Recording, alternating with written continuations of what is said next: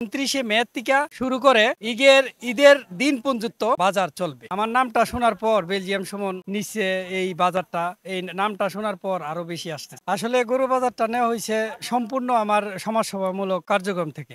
বর্তমানে আমি যে সাড়া পাচ্ছি, সব ব্যাপারী এবং ক্রেতারা বিক্রেতারা সবাই খুশি। আমি যে হারে বর্তমানে গরুর রোয়ানা কাটতেছে ছেলেরা, তারা সবাই খুশি, সন্তুষ্ট।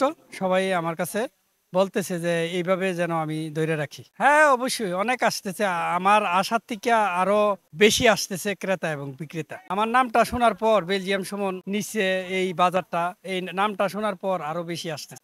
আমি আসলে প্রথম দিন যেদিন বুঝে পাইছি এই গরু বাজার, তখন থেকেই আমি চমক দিছি আমার এই গরু বাজারে যে ব্যাপারী, বিশেষ ব্যাপারীগুলাকে।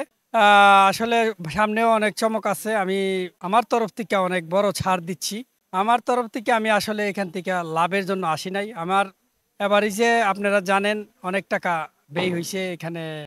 গরু বাজারটা নেওয়ার জন্য প্রায় 40 লাখ টাকার উপরে চলে গেছে।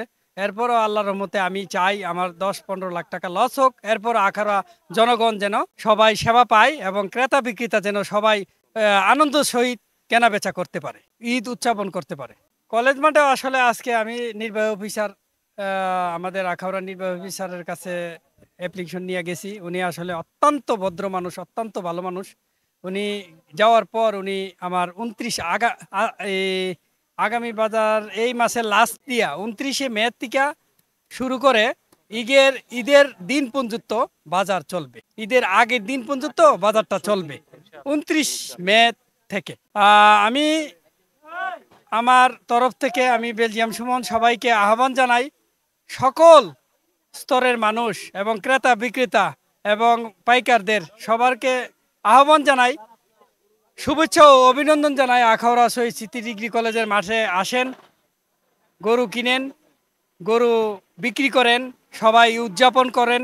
সবার প্রতি আমার শুভেচ্ছা ও অভিনন্দন রইল। ঘর রং করার সকল সমাধান এখন এক জায়গায়, Madina paint centre, Yunus mansion, Lalbazar, Akhaura.